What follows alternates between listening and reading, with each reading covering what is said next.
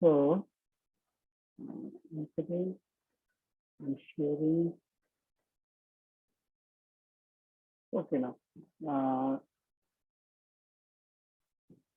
So again, the program to assume a day number and fill the remaining days of the week. So this is the program. Let us compile. Okay, compilation, there is no error. Now let's get it executed. So what is the day number we had assumed? The day number is 4. So day number 4 means Sunday, Monday, Tuesday, Wednesday. From Wednesday to Saturday, it must print. See here, Wednesday to Saturday.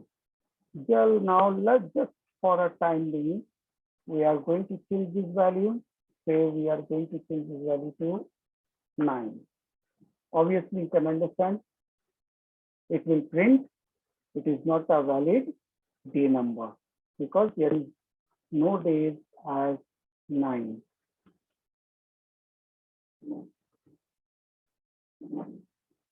Somewhere that the say not a valid day number. That means our program is working nicely. Now let us change the value again and assume it say it is 2. So 2 means from Monday to Saturday.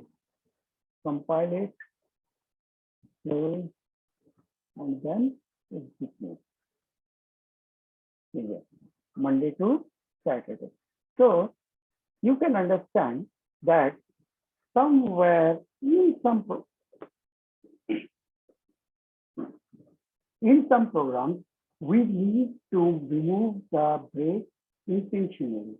When we need to remove the break, when we need to execute the certain block of code in the cases, those to be followed after the matched case. Now here the matched case is case 2, and we need to execute the remaining all the cases.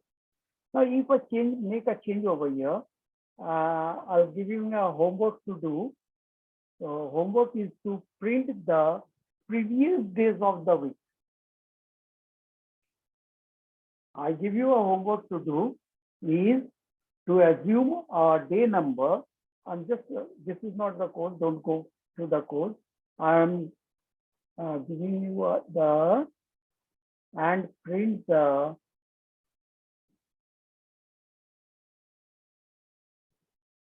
previous days of the week. This is the homework for you. Here it is. Copy the question.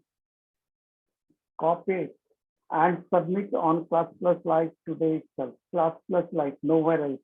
Don't send, try to send it personally to me. I'll not accept. I'll create a homework. Better I create it right now for you people. Class Plus Live, students of class 9, and creating the homework. Create homework.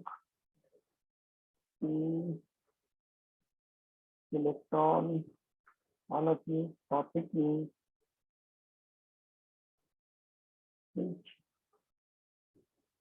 date, submission date 26th April, that is tomorrow up to 9:25 a.m. Okay, so what is the question is, assume a day number and print the previous day of the week.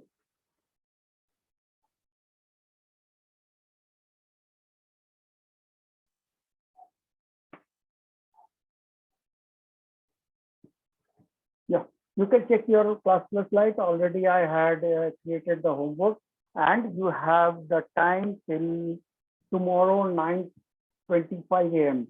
After 9:25, your homework cannot be received. So before that time, You try to submit them. Okay now. So if anybody have any other doubt, you can raise your hand. How to raise your hand? I said you previously also. Any doubt anywhere?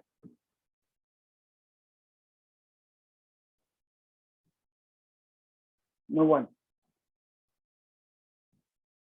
No one have any doubt. Initial, switch case, or any other section we had already completed. Okay. Let's move on.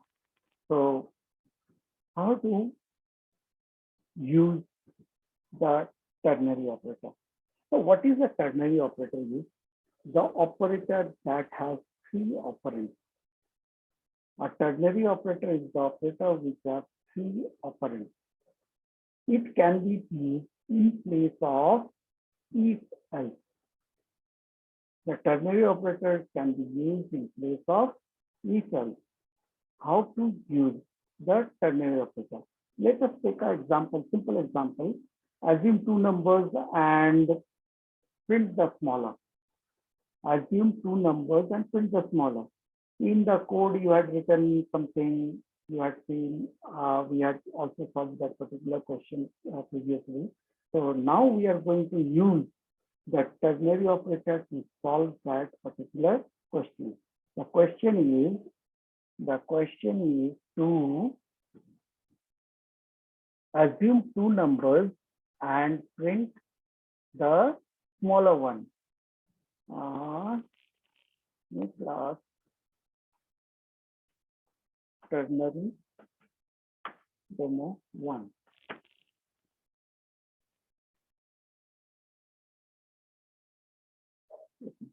This is ternary demo 1. The question is write a program to assume two numbers and print the smaller using ternary operator. Okay. Remove all.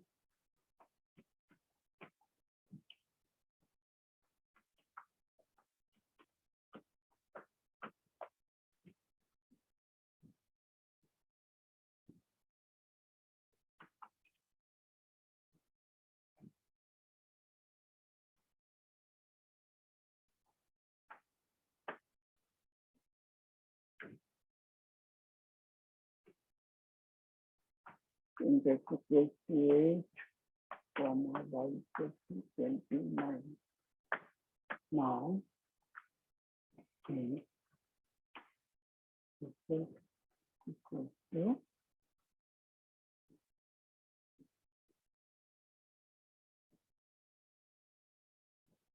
x smaller than y, question mark x,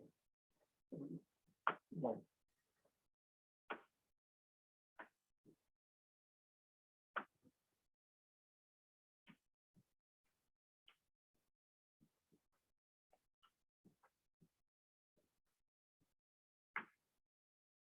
Better we write it minimum. So that is minimum means right.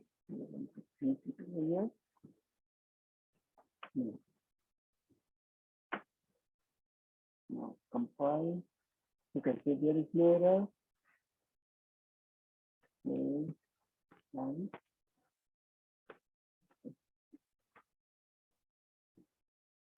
yeah, here.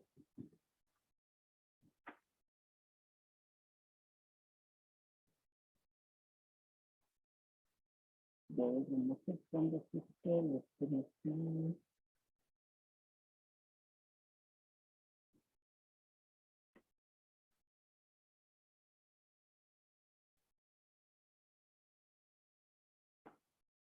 Mr. Centimeter.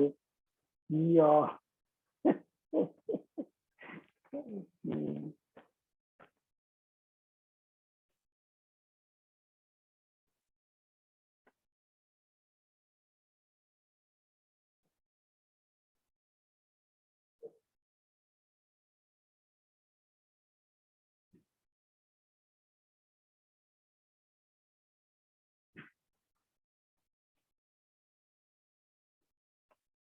You can understand we are facing till now the students are changing their numbers and using getting into trying to get a new number, and I don't know why you people are changing the numbers. Now let us convert this to print the greater one. So if we print the greater one, we are just changing the greater one. So what we need, we just need to change the operator. Now compile, close.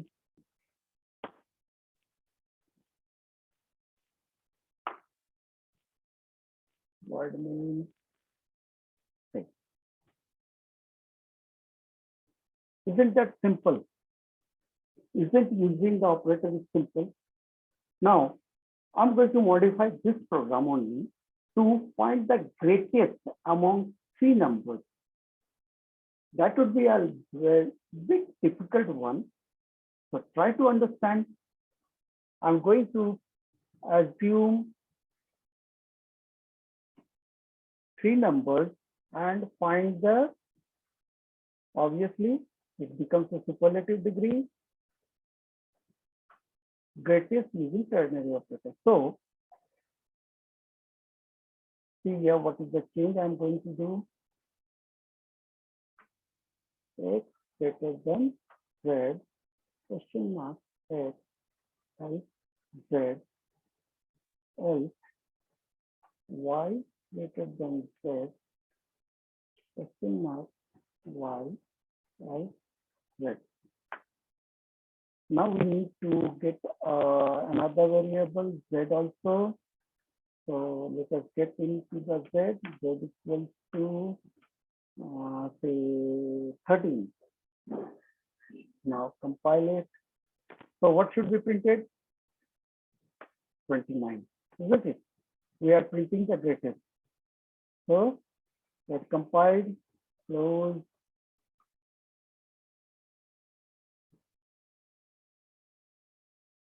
Okay, the result. Isn't it correct? I'm going to change the value of X to 81. Now 81 should be printed.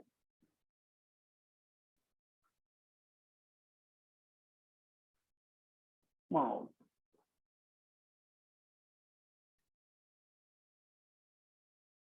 Yeah, you can see 81 is printed. Now let us change the value of Z to 113. Now 113 should be printed.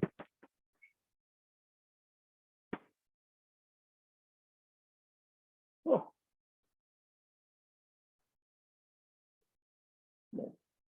So how we did it? Instead of writing the long code, I think we had solved it using a long code, isn't it?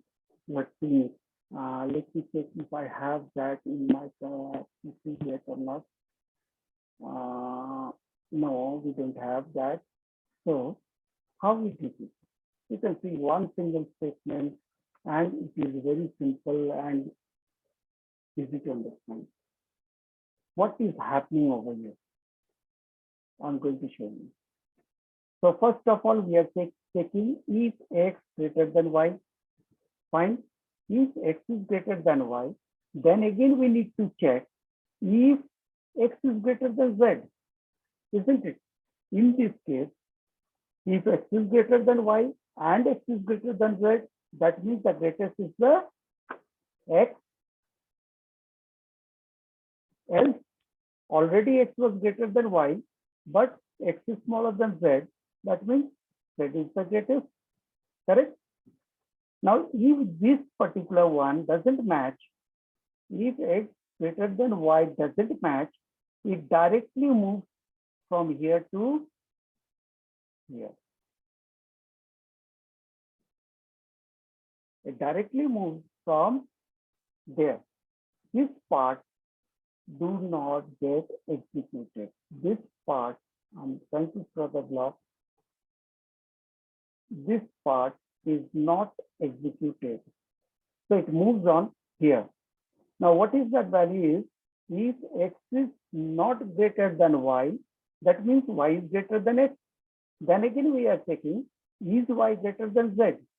If yes, then y is the greatest, else z is the greatest. Although I wrote it mean over here, don't go in the value of the mean. We are checking the greatest value.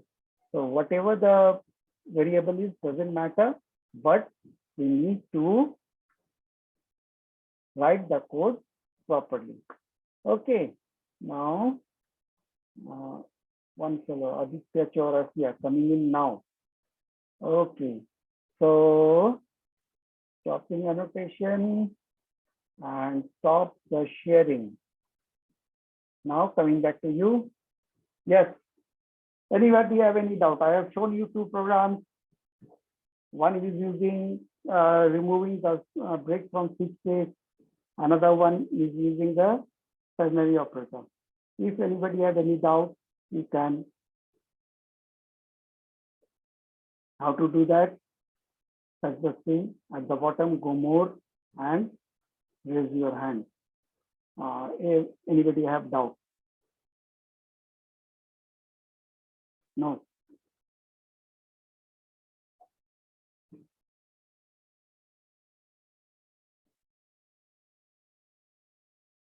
Okay. Now, according to your book, we had completed the chapter number 9. I have also shown you the example of nested if.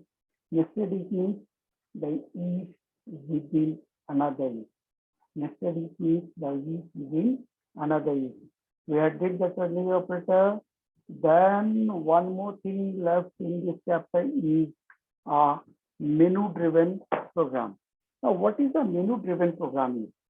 A menu-driven program is something from which you need to choose, and then that particular operation is done. We need to choose from a menu, a list. Menu, you have seen hotels, restaurants. In restaurants, when you attended a restaurant, the waiter first comes and gives you a menu. What are the foods available here? So from the food list, you choose, okay, I want this, and this. Same thing. In computer also, we need to execute something or certain programs depending upon the user's choice. For example, you have used calculators a number of times. In calculators, there are many operations, but you perform only one. You can perform only one. That is what we need to do. So here also, we are using computer that must be much more efficient than a calculator. So we need to develop some programs like that where we need to find or perform operations upon the user's choice. So still now I had not discussed anything. We have only 5 minutes left for today's class. You can observe that the time passes very fast. So I'm not going to write down the program or show you the program today. I'm just giving you the introduction. A menu-driven program is something where we need to execute a certain block of code depending upon the user's wish. Now, when we talk about a user's wish, we have not learned how to take or accept values. We have not accepted values from user yet. So we cannot say that our program would be completely user dependent. So we'll be just trying out and show you how it is done. So first of all, in a menu-driven program, what we need to display a menu. We need to display a menu. Then from that menu, we pick a certain number, and what the number we choose, we should perform that particular task. That is menu-driven program. So next day, we will first create a menu-driven program, and then we will move on to the other chapter because this chapter is almost over. So by the time, be very assured that what all you have already completed. We have completed a lot of things. First, if you have the book with you, you can observe chapter 1. We had did introduction to object-oriented programming concept. We had did that. Then chapter 2, introduction to Java. We did it. Then chapter 3, elementary concept of object and classes. We did it. Then comes chapter 4, values and data types. We did it. A small part of the operators, or better to say operators, we had not did properly. So we had not did operators. And we had already completed chapter number 9. So 5 chapters we had completed. In your first term, there may be 2 more chapters. One is number 5, that is operators in Java, and then chapter 10, integrated construct in Java. So you have 1, 2, 3, 4, 5, 9, and 10. These many chapters in your first term, and we have already completed all, almost all. So this is your responsibility to go through the chapters and clear out any doubts you have. Obviously, we'll be revising, but the revision,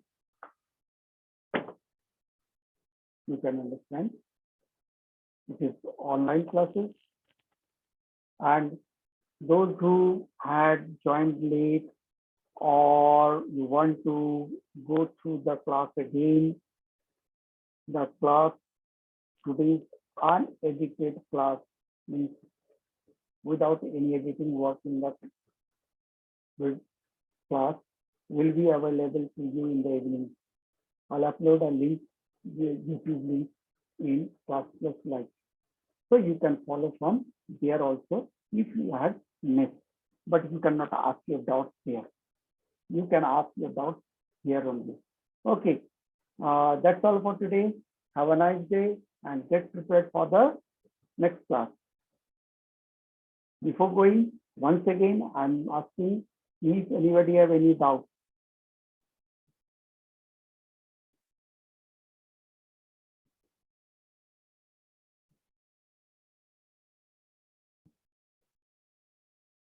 Till now, I cannot see anyone have any doubt.